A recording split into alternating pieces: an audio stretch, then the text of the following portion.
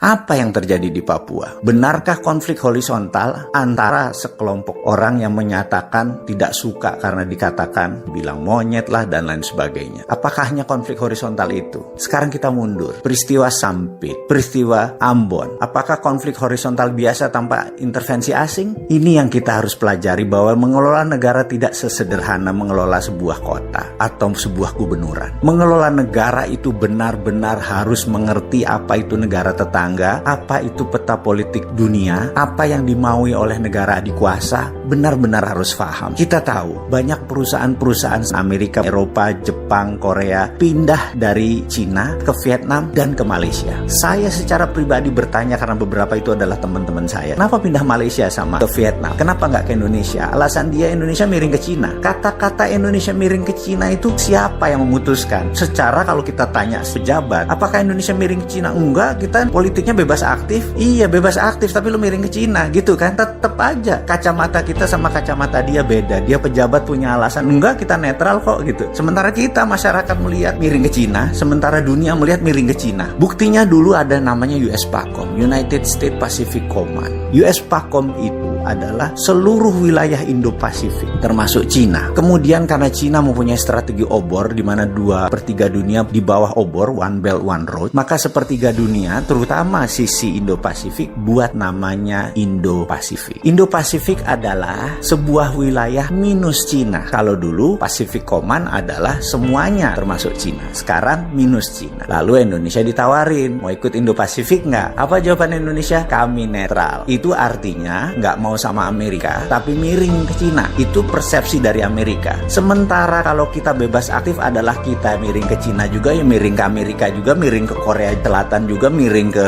Jepang juga. Itu baru namanya bebas aktif, bukan ke salah satu. Sehingga marahlah teman-teman Indo-Pasifik. Apa yang dilakukan?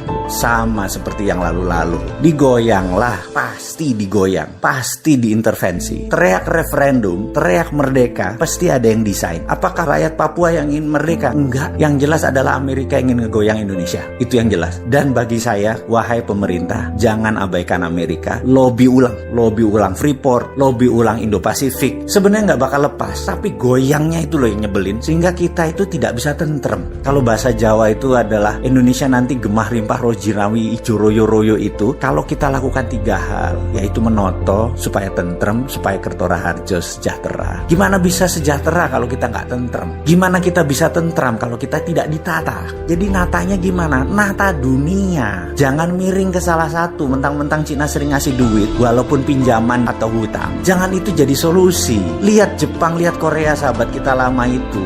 Lihat Amerika, lihat Singapura. Semua manfaatin. Setelah itu pasti damai lagi di bumi tercinta tanah air Indonesia ini.